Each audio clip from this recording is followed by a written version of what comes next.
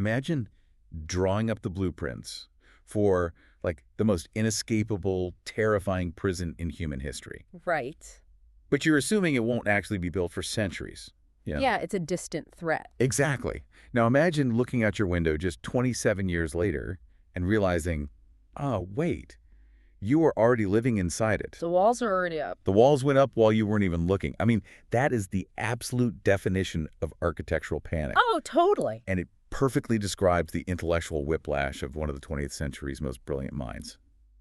So, welcome to the Deep Dive. If you are joining us, and we know you're the kind of learner who doesn't just want the surface-level cliff notes. You want the real substance. Right, you want the why and the how behind the big ideas, but without drowning in all that academic jargon. So you are in for a really profound journey today. Our mission is to synthesize the life's work of Aldous Huxley. A huge undertaking, honestly. It really is. We are specifically tracking his rapidly evolving perspective on human freedom, on conditioning, and civilization. And we're doing this through 3 incredibly distinct texts. And it's such a remarkable trajectory to study because we aren't just looking at like a static philosophy here. No, not at all. We are tracking a mind reacting in real time to the really violent, accelerating changes of the 20th century. So we are examining his dystopian masterpiece, Brave New World, published back in 1932. Right. Then his deeply sobering nonfiction analysis, Brave New World Revisited, written in 1958. Which is just a wild shift in tone. Oh, completely. And finally, his last novel, The Utopian Vision of Island, which was published in 1962, literally just a year before his death. Yeah, the timeline itself is really the hook for me. Yeah. Because, okay, in 1932, Huxley writes this terrifying vision of a society built on engineered servitude. And chemical complacency, yeah. Exactly. Yeah. But he sets it way, way off in the distant future. Like, he thinks it's a warning for our great-great-great-grandchildren. Right, hundreds of years away. But then fast forward to 1958, and his tone completely shifts from this distant philosophical warning to just outright terror. Panic. Yes, absolute panic. He genuinely believes the nightmare is manifesting in his own lifetime. And then by 1962, it's almost as if he realizes, screaming about the fire just isn't enough anymore. He has to build a way out. He desperately tries to build us a fire escape. I am just intensely curious about how a single author could chart the course of human doom, panic about its early arrival, and then try to build a literal survival guide for humanity, all in one single lifetime. Well, to understand that, we have to remember Huxley wasn't just a novelist pulling ideas out of thin air. Right. He wasn't just writing sci-fi. No, he was a meticulous observer of biological, political, and social forces. So to really get that 1958 panic, we have to look at the foundational premise of Brave New World Revisited. Okay, let's get into it. When he wrote the original fiction back in the early 30s, he situated his perfectly organized caste-based society in the 6th or 7th century after Ford, or AF. Referencing Henry Ford. Exactly, the advent of the assembly line. He thought society would need, hundreds of years to reach that level of total inescapable organization. Which makes sense, because in 1932, we barely had commercial radio. Right. The idea of total psychological and biological control probably felt like pure fantasy. But open the first few pages of Brave New World Revisited, written just 27 years later, and Huxley explicitly states his timeline was catastrophically wrong. Catastrophically wrong. Wow. Yeah, the nightmare of total organization is no longer this distant theoretical concept. It is, in his exact words, awaiting us just around the next corner. Just around the corner. The pace of technological and social acceleration had just outstripped even his wildest dystopian imagination. I am trying to put myself in his shoes in the late 1950s. I mean, think about it. The world had just gone through the Great Depression, the rise of fascism, the Second World War. The dropping of the atomic bomb. The beginning of the Cold War. But to really grasp why Huxley felt his specific nightmare was coming true, we have to contrast his vision with the other absolute giant of dystopian literature. George Orwell. Exactly, George Orwell in his novel 1984. You really can't discuss one without the other, but their mechanisms of control are entirely opposite. They are. Orwell wrote 1984 in the late 1940s, and his perspective was heavily and honestly, understandably influenced by the immediate horrors of Stalinism and the absolute brutality of the Nazi regime. Right, the immediate trauma of the war. So Orwell's prediction was a society ruled entirely by punishment, fear, systematic terrorism, and just constant, unyielding surveillance. Big Brother is always watching. Exactly. His famous metaphor for the future is a boot stamping on a human face forever. It is the ultimate manifestation of the hard totalitarian state. It's just brute force. The government basically holds a gun to your head and says, obey or die. Right. And while that is terrifying, I look at history and I see that those regimes, while they're incredibly destructive, they tend to be inherently unstable. Oh, absolutely. If you are constantly beating people down, eventually they either break completely, which renders them useless to the state, or the sheer pressure causes a massive violent revolt. It takes a monumental, exhausting amount of energy and resources to keep your foot on a population's neck forever. Right. And that is exactly Huxley's argument, isn't it? It is. That is precisely his argument against Orwell's vision being the ultimate future. Huxley asserts that tyrants are ultimately mortal. Yeah, they die. Circumstances change. So a society governed entirely by terror and punishment is highly inefficient. He points out a fundamental truth of behavioral psychology: punishment can temporarily stop undesirable behavior, sure. But it doesn't cure it. Right. It doesn't permanently reduce the victim's underlying tendency to want to do it. The psychological byproducts of terror, the resentment, the paranoia, the exhaustion, they are debilitating to the very society the dictator is trying to organize. So Huxley looks at Orwell's world and basically says, this is just too messy. It's too expensive to maintain. Too much friction. It's exactly the Brave New World scenario, governing through nonviolent manipulation, systematic reinforcement of desirable behavior, and rewards. He thinks that is far more likely to last. Much more sustainable. Why force someone into a cage when you can just convince them that the cage is actually a luxury suite? If they never want to leave, you don't even need to build a lock on the door. It is the ultimate personal, truly revolutionary revolution. And this brings us to Huxley's chilling concept of what future governing powers will really focus their vast resources on. What's that? He calls it the problem of happiness. Which, on its surface, sounds fantastic. I mean, if a politician today ran on a platform of solving the problem of happiness, they would win by a total landslide. Oh, no question. Because we naturally equate government intervention with solving problems of suffering, poverty, disease, crime. But Huxley defines the problem of happiness very specifically, and it has absolutely nothing to do with genuine human flourishing. Let me guess, it's a trap. A huge one. For the ruling class, the problem of happiness is the problem of making people love their servitude. Wow. Love their servitude. He predicted that future projects would not focus on building better weapons of mass destruction, but rather vast, state-sponsored inquiries into human psychology, biology, and pharmacology. So hacking the human brain instead of blowing it up. Exactly. The goal is to figure out how to condition human beings so perfectly from birth to death that they not only accept their lack of freedom, but actively desire it. They embrace it. They will view their absolute subjugation as the highest form of personal happiness. Okay, that distinction is just crucial. Orwell's state maintains control by inflicting pain. Huxley's state maintains control by inflicting pleasure. Perfectly said. But I'm looking at this 1958 timeline, and I'm a little stuck. Because this is the era of the massive post-war economic boom. A golden age of capitalism, yeah. All right, the American middle class is exploding. Science is literally reaching for the stars. Sputnik just launched in 1957. The dawn of the space age. It feels like an incredibly optimistic era for humanity. It really does, on the surface. So why on earth is Huxley looking at the late 1950s amidst all this prosperity and technological triumph, and seeing the gates of an inescapable psychological prison slamming shut? Like, what is the catalyst here? Well, to understand his panic, we have to step away from the glossy magazines of the 1950s. The rocket ships and new cars. Right. We have to look at the grim, underlying biological math of the planet at that time. For Huxley in 1958, the central problem of mankind, the real, inescapable enemy driving us toward totalitarianism, wasn't a political ideology at all. What was it? It was overpopulation. Overpopulation. But again, wasn't everyone looking at technology as the ultimate savior? Like, sure, there are more people, but we will invent new ways to feed them. We have tractors now. Huxley addresses that exact post-Sputnik exuberance directly.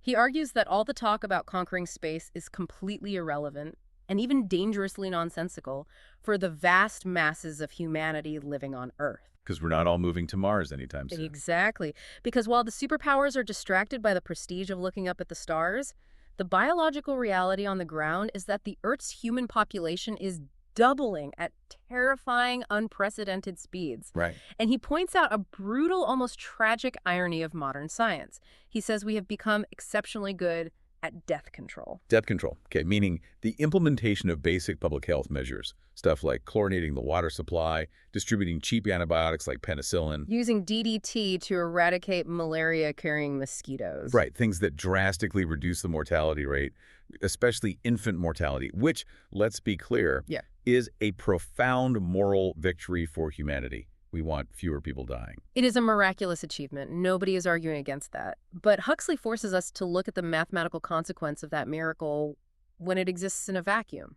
Okay, how so? He argues that death control is incredibly cheap and easy to implement. A small team of technicians, backed by a benevolent government or an international aid organization, can wipe out a devastating disease in a matter of months, saving millions of lives. Just a few cargo planes of medicine can change a whole region. Yes. However, birth control is vastly more difficult. Because it's behavioral. Exactly. Death control requires almost no effort from the population being saved. You just put chlorine in the water.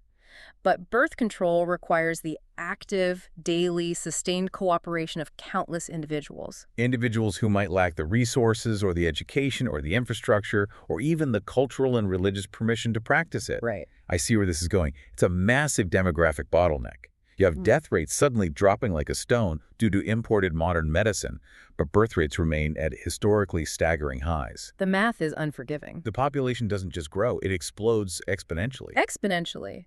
And the infrastructure of these rapidly growing nations cannot possibly keep up. Let's visualize the mechanics of this, because I think it really clarifies why he thought totalitarianism was inevitable. If we think of a nation as, say, a giant lifeboat in the middle of the ocean, I like this analogy. introducing death control is like finally figuring out how to patch the massive leak in the hull. Which is great news. Incredible news. The boat is no longer sinking from the bottom. But at the exact same time, because of the unchanged birth rate, we are pulling new passengers out of the water and onto the deck at an exponential rate. Right. So at a certain point, the sheer volume of human bodies on that boat creates an absolute crisis. There isn't enough water. There isn't enough food. The boat starts tipping. And what happens to the social dynamics on that lifeboat when panic sets in and resources vanish? People demand order. Exactly. They don't care about the philosophy of freedom or democratic voting processes when they are starving or literally getting crushed. They demand that someone, anyone, take absolute control to keep the boat from capsizing. They want a dictator.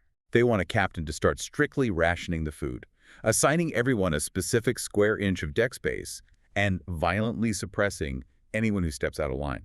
That lifeboat dynamic is Huxley's core thesis on population biology translating into political tyranny. Is biological pressure. Right.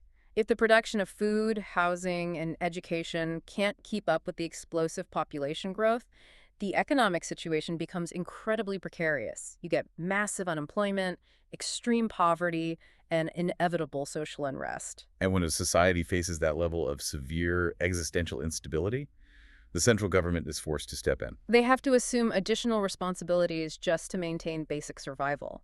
More and more power is naturally concentrated in the hands of the executive branch and the bureaucratic managers. So it's not necessarily that a comic book villain seizes power maliciously. Not always, no.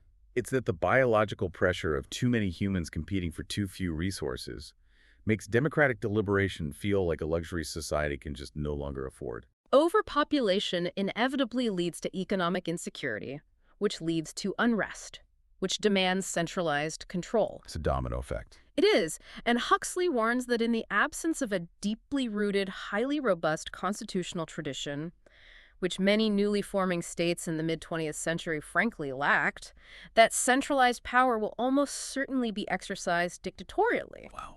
So for the vast majority of the global population, the future isn't the boundless freedom of the space age. It's the suffocating restriction of the age of overpopulation. Where biological pressure systematically strips away the very possibility of democratic freedom. Exactly. Okay, that clarifies the biological pressure. We have too many people, not enough resources, and the government steps in to tightly manage the chaos of survival. But Huxley's argument goes deeper than just food rationing, right? Much deeper. There's an entire psychological and sociological layer to this nightmare. So we move from the biological pressure of overpopulation to the technological pressure of what he calls over-organization. Yes, over-organization. If the lifeboat is packed, how do the administrators actually manage those millions of people without losing their own minds? They do it through aggressive standardization. Standardization. Explain that. Well, to understand how overorganization strips away our individuality, we have to look at the broader advances in technology that Western society is, honestly, so profoundly proud of. Like mass production. Exactly. The mid-20th century was the golden age of mass production and mass distribution. The machinery of industry became incredibly efficient. But at a cost. A huge cost. To achieve that efficiency, the infrastructure became massively complex and prohibitively expensive. Ah, so the era of the megacorporation taking over. Yes. The little man, the independent producer, the small farmer, the local artisan with limited capital is completely squeezed out of the market. They just cannot compete with the economies of scale. Exactly. Consequently, enormous economic and political power concentrates into fewer and fewer hands. You know, the sociologist C. Wright Mills, who was actually writing around the same time, he coined a term for this. He called it the power elite. The power elite, yes. He observed that society was becoming dominated by a tiny, overlapping fraction of military, corporate, and political leaders. A very small circle. Right. And this tiny elite employs millions of people, lends those exact same people the money to buy the products they just manufactured, and simultaneously owns the mass media networks that influence what those people think about and vote for. It creates a perfectly closed loop of control. And here's where Huxley's insight into the mechanics of bureaucracy becomes truly chilling. Okay, how so? Because to manage these massive, unprecedented organizations, whether it's a global corporation or a bloated federal government, humans have to be managed exactly like the machines they operate. Like cogs. Like components. This introduces what Huxley terms the will to order. The will to order. Explain the mechanics of that, because it sounds almost philosophical. It is a deeply ingrained intellectual instinct in humanity to reduce overwhelming multiplicity into neat, manageable unity. We hate chaos. We despise it. We crave predictability. And in the realm of science, this will to order is brilliant. Give me an example. Think of Isaac Newton. He observes a completely chaotic universe, an apple falling from a tree, the tides shifting, the moon orbiting the Earth. Lots of moving parts. Right. And his will to order allows him to reduce all that massive, confusing multiplicity into a single, elegant theory of gravity. Right. E equals mc squared later on, too. Just simple rules. Exactly. It is a triumph of the human mind. But I imagine taking a principle that works beautifully for inanimate objects like planets and apples and forcefully applying it to complex, emotionally unpredictable human beings. That has to be a recipe for disaster. It is the death of the soul. When you apply that exact same scientific will to order to politics, to economics, and human management, you inevitably reduce human diversity to subhuman uniformity. Subhuman uniformity. Because humans are inherently messy. Very messy. We have varied desires, erratic emotional states, unique biological rhythms, but a massive bureaucracy cannot process millions of unique individuals. It needs standard, predictable components. It needs everyone to be a standard size. I'm picturing a modern equivalent that I think literally anyone who has ever worked in a large organization will instantly recognize. Let's hear it. Imagine a well-meaning but ultimately destructive corporate manager who inherits a wildly diverse, eccentric, highly creative team. Okay. This team is producing brilliant, innovative work, but their process is messy. They work odd hours, they brainstorm by going for walks, they have chaotic desks. They're individuals. Right. But the new manager comes in, and their only metric for success is efficiency. They are terrified of the chaos. So they implement the will to order. They crack down. They force everyone to use identical corporate jargon, mandate standardized timesheets broken down into 15-minute increments, strictly monitor the bathroom breaks, and require rigid adherence to a corporate script. And what happens to the output? Well, on a spreadsheet, the department suddenly looks incredibly organized. The will to order has been satisfied, but the actual human beings, their creativity, their morale, their unique spark, it just withers and dies. They become biological cogs. That micro example is exactly what Huxley argued was happening on a macro-societal scale. We're doing it to ourselves. We are systematically de-individualizing ourselves to fit smoothly into the vast corporate and state machinery. And the terrifying part is that we often view this process as progress. We praise the efficiency, we give out awards for it. Yes.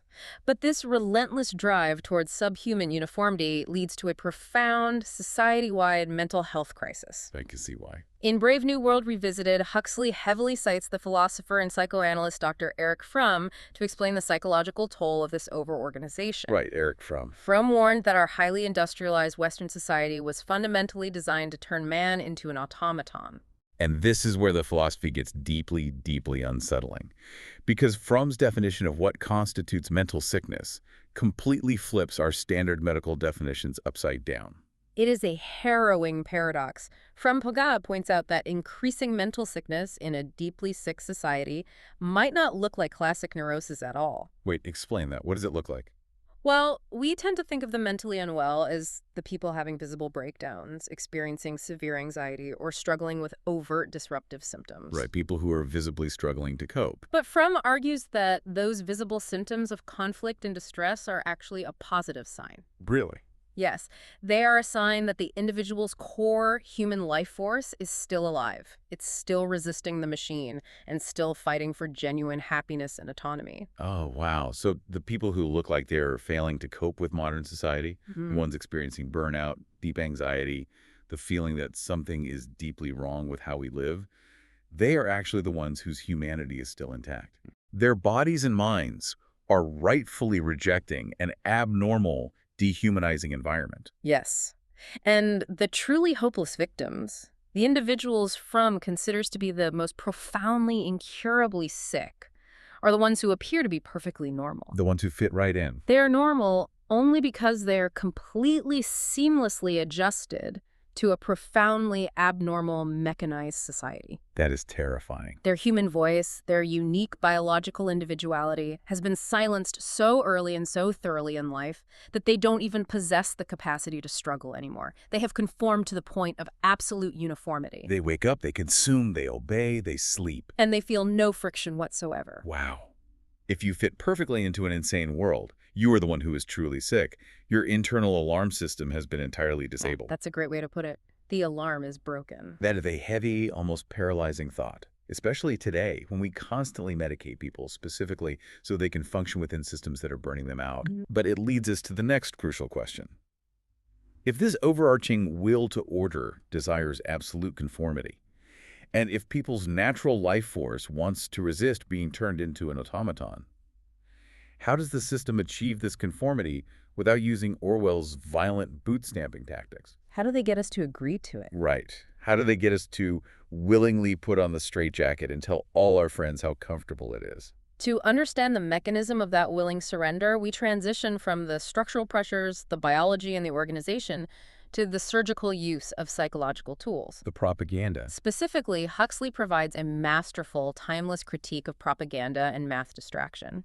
He notes that while hard dictatorships rely on brutal censorship and the endless repetition of political dogma, Western democracies have evolved a much more sophisticated approach. Almost schizophrenic, really. He calls it a Dr. Jekyll and Mr. Hyde dynamic. Okay, let's unpack this Jekyll and Hyde analogy. And I want to note for the listener that we are looking at this impartially. Huxley is taking a surgical scalpel to both the totalitarian left and the capitalist right here. He spares no one. Right, he isn't taking a political side. He is critiquing the mechanism of power itself. So what is this dual personality of democratic propaganda? Dr. Jekyll represents the rational democratic ideal. The good guy. This is the side of society populated by publicists, educators, and journalists who genuinely believe in the Enlightenment principles. Their goal is to supply citizens with adequate, truthful information. Assuming that if a populace is well-informed, they will use their critical thinking skills to make rational, enlightened choices about their governance. Right, this is the theory of democracy. But then we have Mr. Hyde, or more accurately, as Huxley puts it, Dr. Hyde. Dr. Hyde, because he's educated. Because this side of society holds a PhD in behavioral psychology. Dr. Hyde represents the vast, incredibly well-funded armies of advertising experts, political consultants, and motivation analysts. The motivation analysts. That sounds so sinister. It is. These individuals are not interested in the rational mind at all. They spend their days studying the deepest, most unconscious layers of human psychology. They're digging into the basement of our brains. They are mapping our hidden fears, our deep-seated insecurities, our childhood traumas, and our unfulfilled desires. And they are doing this not to heal us, but to exploit our irrationality for the financial or political benefit of their employers. The mechanism here is just insidious. We have a society that loudly claims to value deep thought, rational voting, and intellectual debate. The Jekyll side. Right. But at the exact same time, the most powerful corporations and political entities spend billions of dollars figuring out how to completely bypass our reason. They aren't trying to convince us with a better argument. No, they are trying to trigger our deepest evolutionary anxieties just to make us buy a specific brand of toothpaste or vote for a specific candidate. And because the motivation analysts understand that human beings have a limited capacity for sustained rational thought, they use an entirely different tactic than the totalitarian censors. What's their tactic? This leads to what Huxley beautifully and tragically describes as the ocean of irrelevance. The ocean of irrelevance. The early advocates of a free pressman like Thomas Jefferson assumed that the greatest threat to democracy would be propaganda that was demonstrably false. They thought it would be a battle of facts. They assumed the battle was always between truth and lies. They completely failed to foresee the rise of the modern mass communications industry. Because the mass media industry isn't primarily in the business of telling lies. No, it is in the business of the unreal, the partially true, and the profoundly irrelevant. The ocean of irrelevance. I want to connect this directly to our modern experience because Huxley was predicting this in 1958, literally decades before the internet. He saw it coming with television. If you want to keep a population perfectly controlled, you don't need to ban books. You don't need to burn the libraries. You just give them something else to look at. You just flood the populace with so much trivia, so much gossip, so many endless streams of entertainment that they voluntarily stop reading the books. It's the mechanism of infinite distraction. If man has a seemingly bottomless appetite for distraction, you can weaponize that appetite. Think about the modern algorithmic feed, TikTok, Instagram, the 24-hour hyper-partisan news cycle. It's endless. It is a relentless fire hose of celebrity drama, sports statistics, outrage bait, and micro-trends. It's not that the information is necessarily a lie. It's that it's fundamentally irrelevant to the structural realities of our lives. That is the key point. If you keep citizens obsessively, exhaustingly focused on the unreal and the trivial, they never have the mental bandwidth or the emotional energy to realistically engage with the deep, systemic problems of their society. They are too entertained to revolt. They are drowning in the ocean of irrelevance. It is the perfect defense mechanism for the power elite. A distracted populace is a docile populace. And in his novel, Brave New World, Huxley takes this psychological manipulation past mere media distraction and into the realm of actual physiological conditioning. Right, because they don't just distract you, they rewire you. He explores what happens when the state doesn't just distract your waking mind, but literally rewires your unconscious brain. One of the primary terrifying tools in the novel is the concept of hypnopedia. Hypnopedia. Sleep teaching. Sleep teaching, exactly. This is one of the most famous concepts from the book. The state literally plays audio recordings under the pillows of children and infants while they sleep, whispering phrases into their minds night after night, year after year. What's crucial to understand about the mechanics of hypnopedia in Huxley's universe is how it actually evolved. Oh, because it didn't start that way, right? Right. In the lore of the novel, the early attempts at sleep teaching were massive failures because the scientists tried to use it to teach intellectual facts like complex mathematics or history. Like trying to learn Spanish while you sleep. Exactly. They discovered that intellectual learning requires the mind to be awake, active, and analytical. You cannot learn to solve an algebra equation while unconscious. That makes sense. Hypnopedia only became the ultimate tool of control when the state abandoned facts entirely and started using it exclusively for moral conditioning. Moral conditioning. Imprinting values instead of facts. Yeah. Why does that work when the other failed? Because it bypasses the gatekeeper. When a child is asleep, their critical faculty is dormant.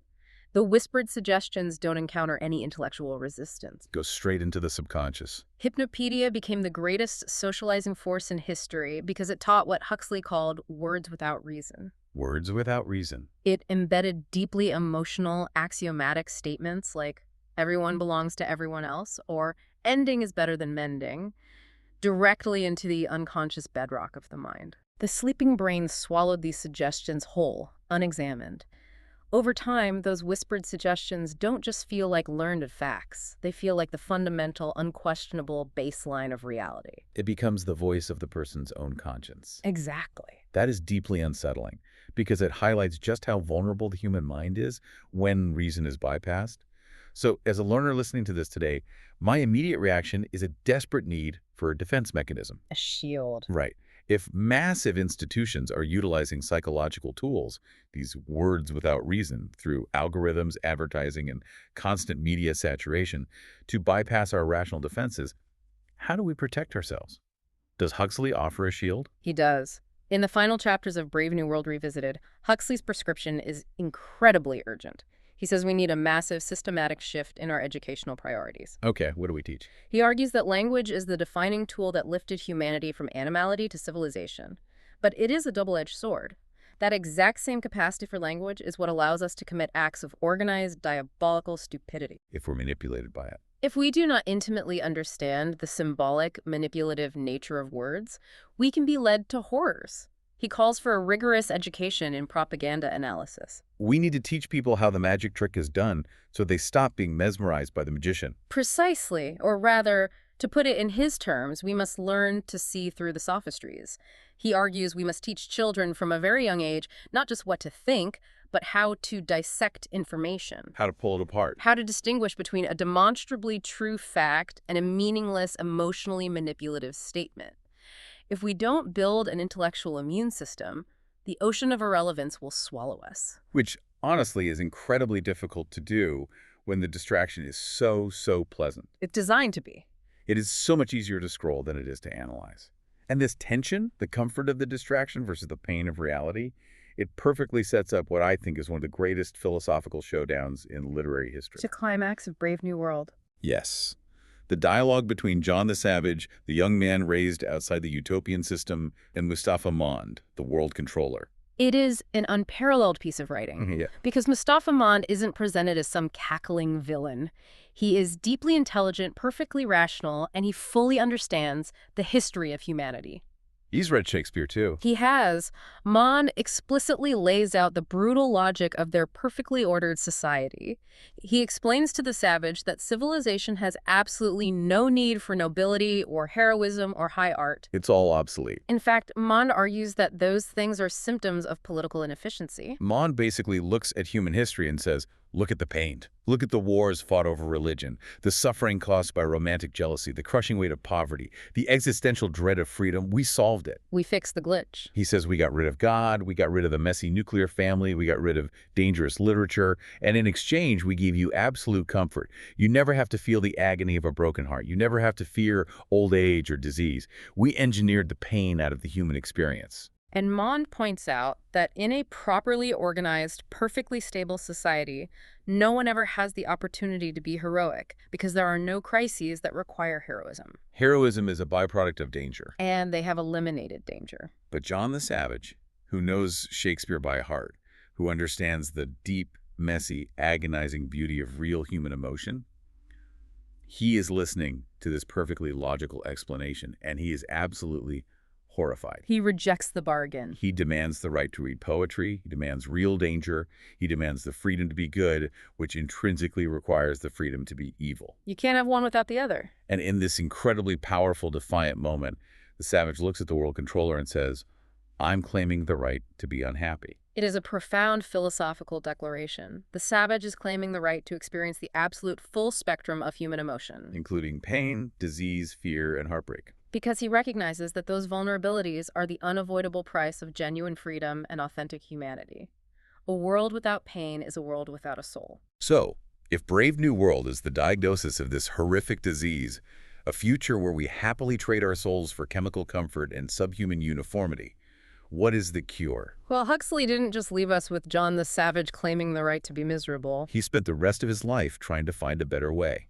And that brings us to our third and final text, his novel Island, published in 1962.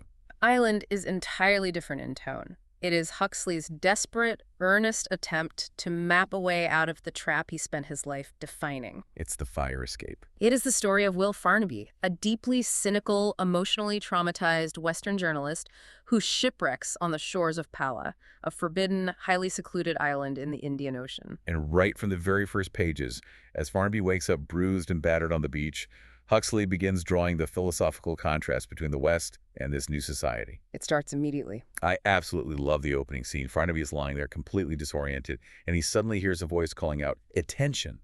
And then it calls out the word karuna, which translates to compassion. And he realizes it's not a human speaking. It's a bird, a mina bird. The mina birds are a brilliant narrative device. The founders of Pala trained the local mina birds to fly around the island, constantly repeating these phrases. Like flying alarms. They act as living, flying alarm clocks, but not to wake people from sleep.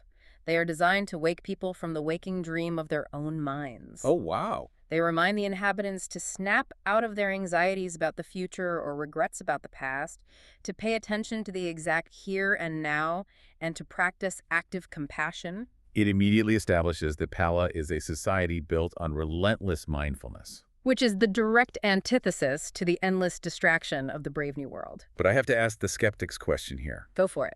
When you describe a tropical island where birds tell you to be mindful and everyone practices compassion, it sounds incredibly utopian. An island just a science fiction fairy tale. It's easy to read it that way. Because if it's just a fantasy, it doesn't really serve as a practical survival guide for us. It's just escapism. This is a crucial distinction to make, and it was a source of deep frustration for Huxley at the end of his life. He was deeply disappointed that literary critics and readers treated Island as a piece of science fiction or pure fantasy. He wanted it taken seriously. He intended it as a highly practical exposition of what ought to be, and more importantly, what could be implemented in the real world. Oh, so these were real ideas. He adamantly insisted that every single social, psychological, and agricultural practice described on the island of Pala was based on something that had actually been tried somewhere in human history. Wait, really? Every single one? Every one. It was not science fiction. It was what he called a pedagogical proposal. It was an educational blueprint for a sane society assembled from the best parts of existing human knowledge. Okay, I'm putting my skeptic's hat back on. Let's hear it. Even if the individual practices are real, the premise is a highly secluded, pacifist utopia on a remote island. Isn't that inherently doomed? In what sense? How can a small island of mindful peace survive when the imperialist, hyper-capitalist, heavily militarized world is just across the ocean, hungry for resources? We know how history works. The aggressive societies devour the peaceful ones. Your skepticism is entirely justified, and the brilliance of the book is that Huxley completely shares it. He knows it's doomed. He doesn't write a naive fairy tale where love conquers all geopolitical realities. In the text itself, the Palanese leadership knows they are ultimately doomed. They see the writing on the wall. There is a deeply moving dialogue where the Palanese ambassador explicitly acknowledges this reality. He explains to Farnaby that Pala was a completely viable, safe society for over a century, right up until about 1905. And what happened then? The outside world radically changed. The advent of mass media, petroleum-powered engines, modern airplanes, the global demand for oil, and the industrialization of mass slaughter in warfare. The 20th century happened. The ambassador admits that this aggressive outside world has been steadily, inexorably closing in on their tiny oasis of humanity. So it's not a story about burying your head in the sand.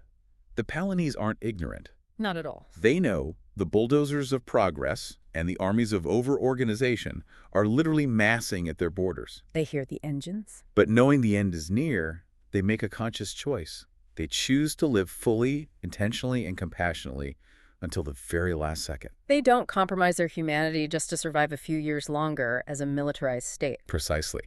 Island is not a rejection of Western science or modernity.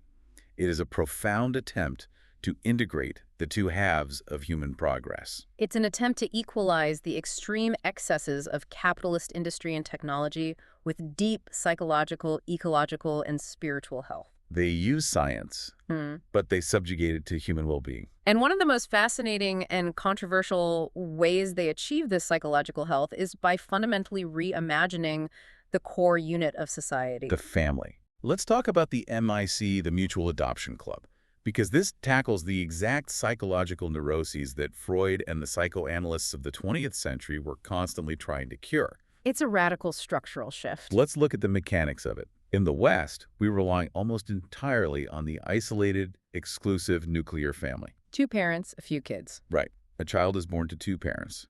And whatever specific neuroses, unhealed traumas, financial stresses, or dysfunctions those 2 parents happen to have, the child is essentially trapped inside that emotional pressure cooker for the first 18 years of their life.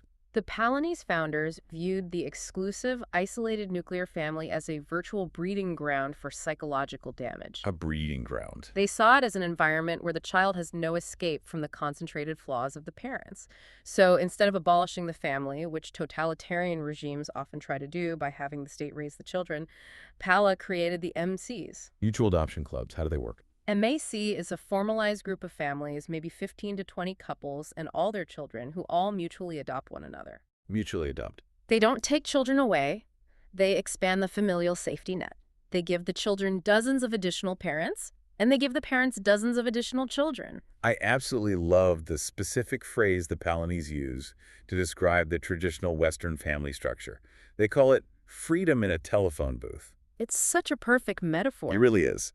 You technically have the freedom to move around, you are technically autonomous, but your actual emotional space is so incredibly restricted and claustrophobic that you end up bumping into the exact same walls over and over again. And in Pala, the mechanics of the MAC relieve that pressure. Right. Like if a child is arguing with their biological mother, or if the father is having a stressful week and the house is just tense. Which happens to everyone. Exactly. The child doesn't have to absorb that trauma. They can literally pack a small bag, walk 3 doors down the street, and stay with one of their adopted MA families for a few days. The pressure valve is released. The biological parents get a much-needed break to regulate their own emotions, and the child gets a safe, loving reset in a totally different environment. It is a structural, community-based solution to a psychological problem. The pressure cooker is vented before it can explode. It creates an expansive, incredibly resilient web of community support. And that completely prevents the buildup of those deep foundational neuroses, the exact same neuroses that Dr. Hyde and the motivation analysts exploit to sell us unnecessary products for political extremism. Right. By fixing the family structure, they naturally dismantle the anxiety that drives so much of modern consumerism and blind compliance. It's brilliant. It fixes the root cause. But if we want to see the absolute sharpest, most defining contrast between the dystopian nightmare of Brave New World and the intentional utopia of Pala, we have to look at how the citizens of these two different worlds handle the ultimate questions of human consciousness and the reality of pain. The chemical technologies. Yes, we have to compare their drugs. This is really the ideological crucible of both books. In both societies, the scientific establishment provides a powerful, mind-altering chemical substance to the populace. But the application, the philosophy, and the intent behind those chemicals are diametrically opposed. Let's start with the dystopia. In Brave New World, the state provides a drug called Soma. Soma. It is the ultimate pharmacological tool of state control. It is an insurance policy against personal maladjustment and social unrest. As the text memorably describes it, Soma provides a holiday from reality without a hangover. No side effects. If a citizen feels stressed at work, if they feel a sudden pang of existential dread, or if they experience even a minor physical discomfort, they are conditioned to immediately consume a gram of Soma. And within minutes, they sink into a state of blissful, chemically induced euphoria. It's a chemical anesthetic. It literally numbs you to the reality of your own life. It is the physical, ingestible embodiment of the ocean of irrelevance we talked about earlier. It really is. It doesn't solve the problem causing your stress. It just completely deletes your awareness of the problem. It enforces the problem of happiness by making sure the slave is literally always smiling. Exactly. Now, we must contrast Soma with the chemical technology utilized in Island, the moksha medicine. Yeah. Moksha is derived from a naturally occurring psychoactive toadstool found on the island. But it is vital to understand that moksha is not used to escape reality. It's the opposite. It is used to forcefully, sometimes uncomfortably, remeal it. It wakes you up instead of putting you to sleep. Yes. In Pala, the moksha medicine is not handed out daily to numb the populace. In fact, its use is heavily regulated and deeply embedded within their rigorous pedagogical system. So it's used for education. It is used strategically, primarily in specific coming-of-age ceremonies and during times of intense spiritual inquiry. Its purpose is to help young people temporarily dissolve the ego, to dismantle the cultural metaphors and verbal ideologies that constantly filter our perception. It is designed to show them, through direct, undeniable experience, how things really are. There's a line in the book that blew my mind. They are explaining the education system to the Western journalist, and they literally say, when it's time for them to learn the deepest truths of religion, we set them to climb a precipice and then give them 400 milligrams of revelation. It is such a wild concept compared to Western education. Right. We teach religion or philosophy by making kids memorize ancient texts in a stuffy room. They teach it by combining intense physical exertion with a profound chemically assisted mystical experience. But it highlights a massive foundational philosophical difference between us and them. Huxley is using Pala to critique how Western philosophy normalizes a massive distance between the mind and the body. We operate on dualism. This brings us to a critical concept in Huxley's later thought, the distinction between a monophasic culture and a polyphasic culture. Yes. In the West, we are deeply monophasic. We firmly separate the mind from the body, the natural world from the supernatural, the intellect from the emotions. We elevate and prioritize only one state of consciousness. The rational, waking, problem-solving state. We dismiss almost all other states of consciousness, dreams, mystical experiences, deep meditative states, the intense intuition of the body, as mere hallucinations, delusions, or signs of sickness. But Pala, however, is deliberately designed as a polyphasic society. Let's break down the mechanics of polyphasia. It essentially means embracing many phases or many states of consciousness as valid ways of gathering data about the world. Precisely. The Palanese cultivate a deep, context-based respect for all different modes of human perception. They don't reject science. Not at all. When they are building a suspension bridge, managing their agricultural yield, or performing complex surgery, they operate entirely within the rational, scientific, waking state of mind. Because you don't want a mystic building a bridge. Exactly. But they recognize that the rational mind cannot answer questions of spiritual meaning or existential grief. So they equally respect the mystical, bodily, and transcendent states of consciousness accessed through deep meditation and the strategic use of moksha. They do not view the scientific mind and the mystical mind as contradictory enemies. They view them as complementary, essential tools required for a complete human experience. But wait, if they value mysticism and direct spiritual experience that highly, if they are constantly telling their citizens to open their minds to the transcendent, aren't they leaving themselves incredibly vulnerable to spiritual grifters? Ah, the cult leaders. We see this in the real world all the time. People seeking spiritual enlightenment get hijacked by charismatic cult leaders who demand total obedience. If everyone in Pala is seeking the divine, couldn't Dugru just walk in, claim to speak for God, and take over the island? That is a brilliant question, and Huxley anticipates it completely. He addresses the vulnerability of spiritual seeking through the novel's primary antagonist, a character known as the Rani. The Rani is fascinating.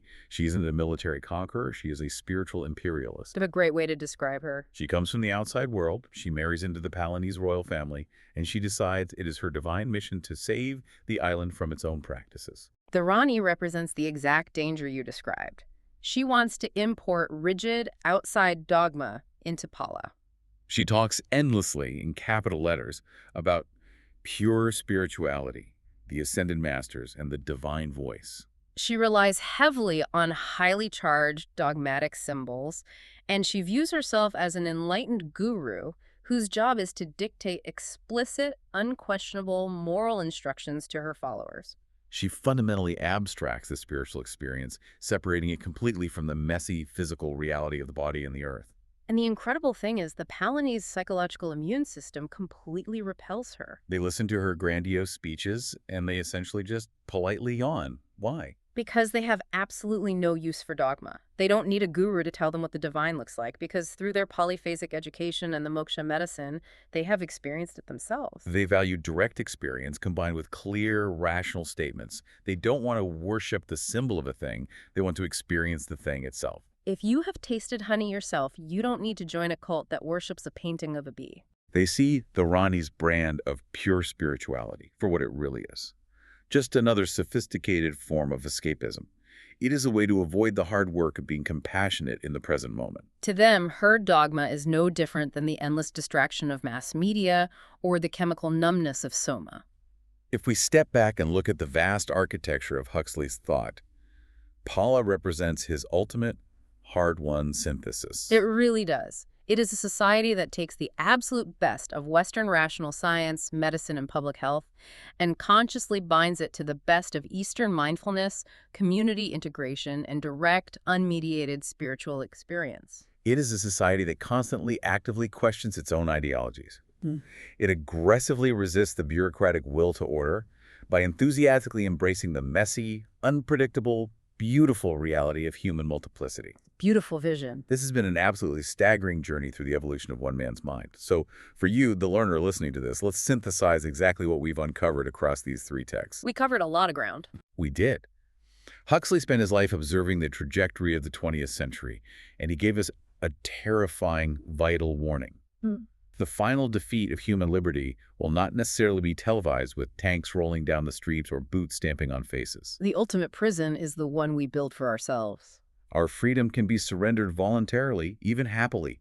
We might willingly trade our autonomy and our sharp edges in exchange for the promise of perfect security, endless algorithmic distraction, and chemical comfort. He showed us the underlying math, how the sheer biological pressure of overpopulation combined with the relentless efficiency of the corporate will to order naturally pushes society toward a state where we are treated as standardized components in a machine. Rather than unique, biologically complex individuals. Yet the most important takeaway is that even as he watched the walls of his own predicted dystopia being built around him, Huxley refused to succumb entirely to despair. He kept working. Through the blueprint of Island, he provided a practical, tangible, pedagogical proposal for how we might live differently. He demonstrated that the antidote to a dehumanizing, over-organized machine is not a violent regression to the Dark Ages, nor is it burying our heads in the sand of pure spirituality. The cure is integration. It is the conscious marrying of scientific progress with deep compassion, the restructuring of our communities to support emotional resilience, and a courageous, unyielding willingness to face the reality of the present moment without the aid of an anesthetic. And that profound challenge leaves us with a final, lingering thought. Yes, something I want you to genuinely take with you as you turn off this audio and step back into a world that is screaming for your attention from every screen, every billboard, and every notification. We know that the motivation analysts, the algorithms, and the vast forces of overorganization are spending billions of dollars right now trying to capture your mind. Through the ocean of irrelevance. They want you distracted, anxious, and perfectly uniform. If that is the mechanism of their control, is it possible that the simplest, most profound, most revolutionary act of rebellion you can commit today is just adopting the practice of the mynah birds of Paula?